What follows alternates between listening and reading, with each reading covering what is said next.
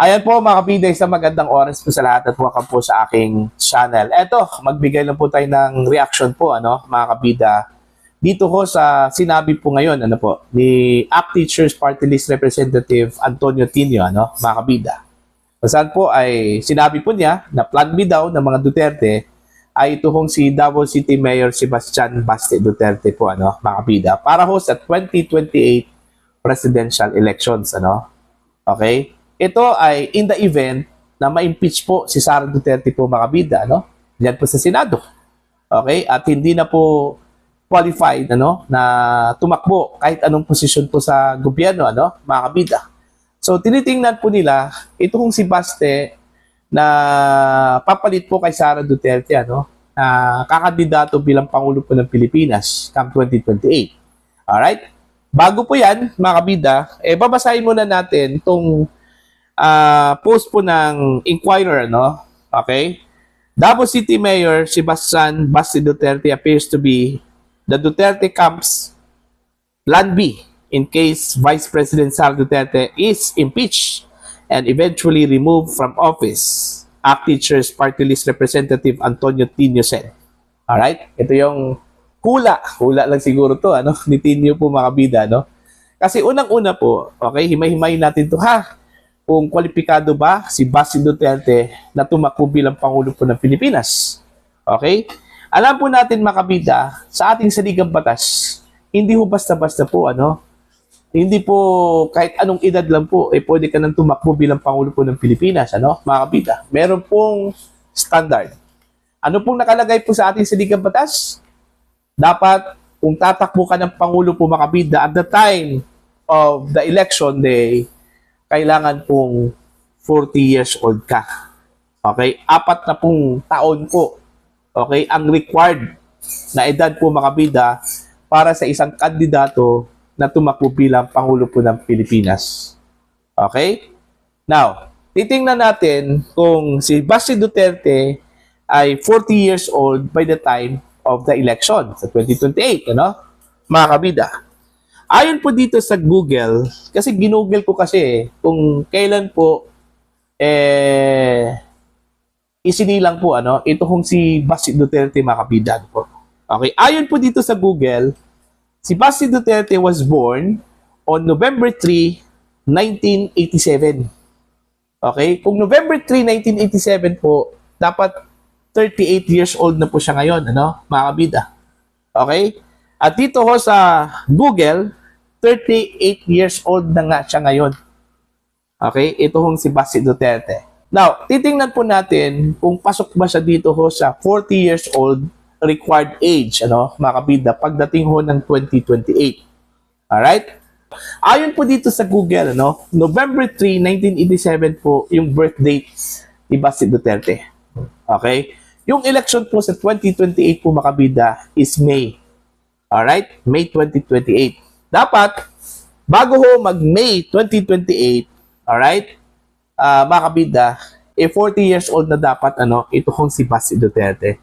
Pero, since November 3, 1987, yung kanya hong birth date, mag 40 years old po si Baste Duterte, mga kabida, sa November 3, 2028 po. So, ibig sabihin, mga kabida, hindi po kwalipikado si Baste Duterte na tumakbo bilang Pangulo po ng Pilipinas sa 2028. Dahil pagdating ho ng election sa 2028, 39 years old pa po si Baste Duterte, mga kabida. Kaya sinabi ko kanina, haka-haka lang po yun, ni Antonio Tinio, mga kabida, dahil hindi po kwalipikado si Baste Duterte na tumakbo ng presidente po ng Pilipinas come 2028 presidential elections po, dahil 39 years old pa lang siya niyan, mga kabida. So, paano ho maging plan B yan? Okay? Itong si Baste Duterte. Diba? So, yun. Another palpak na naman po. Okay? Haka-haka po ni Antonio Tinio po, mga kabida. Yung hindi ho mag-isip, yun yung resulta po, mga kabida. Palaw. Alright? Now, granting na may impeach po si Sara Duterte, mga kabida, sino kayang papalit po? Ako, meron na po akong duda kung sino yung ipapalit po kay Sara Duterte, mga kabida. Kung sakali man po, pero para sa akin, malabo po eh. Okay? Malabo po ma-impeach po, ang Vice Presidente, mga kabida. Kung ganito po yung, tawag dito, pacing po, mga kabida, ng impeachment proceedings dyan po sa House of Representatives, ganito kabagal po, okay, aabutin po yan, ng 2027, mga kabida. Yung pagdinig, okay, granting for the sake of discussion, naaabot po sa Senado po, mga kabida, ito kung impeachment case po ni Vice President Sara Duterte, Kasi ang tansya nga ni Congresswoman Luis Tru po, mga kabida, dito ho sa proceedings na ito, aabutin daw hanggang December. Okay? Mga kabida, po. Alright? Kung hanggang December po, most probably, magaganap yung pagdinig po dyan po sa Senado come 2027 na po, mga kabida. And mind you, mga kabida, 2027 po considered as an election year na po yan. Okay? Yan po yung taon po ng positioning ng mga politiko. Okay? Nagbabantayan yan, mga kabida, kung sino po yung malakas, sino po yung mahina po, at doon po sila sa malakas, mga kabida. At ito po ay magiging advantage po, ni Sara Duterte kung aabot po ng 2027 po, mga kabida, ito kong impeachment trial. Kasi po, lalong-lalo na po yung mga senador po, mga kabida, na tatakbo po sa 2028, they cannot afford to lose. Okay?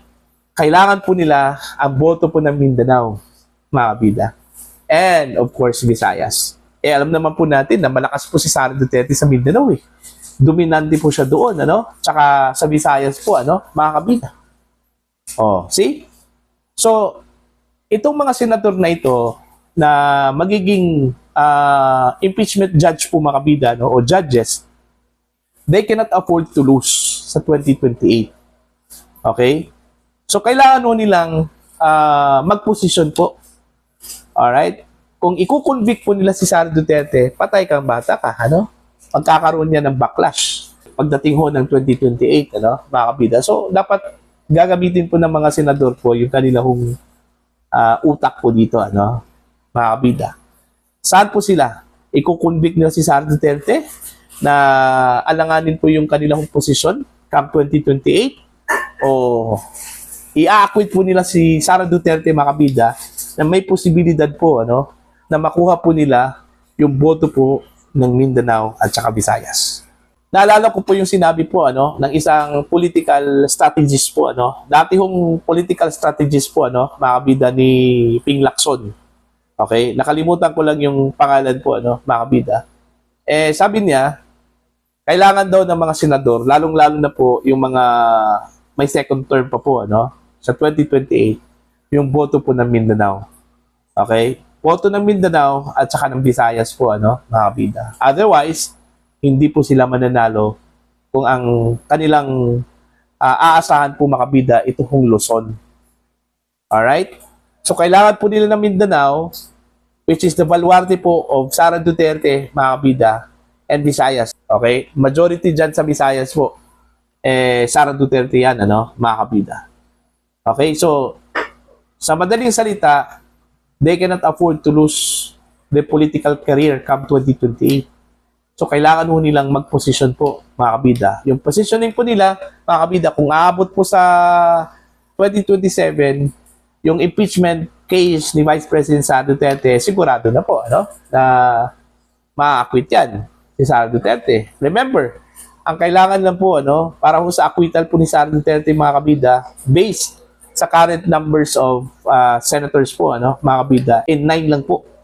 Okay? Siyam lang po yung kailangan, mga kabida, while 16 po ang kailangan ng mga senador para ma-convict ito kung si Sara Duterte, mga kabida. So, dyan pa lang sa conviction, mahirap po, Okay?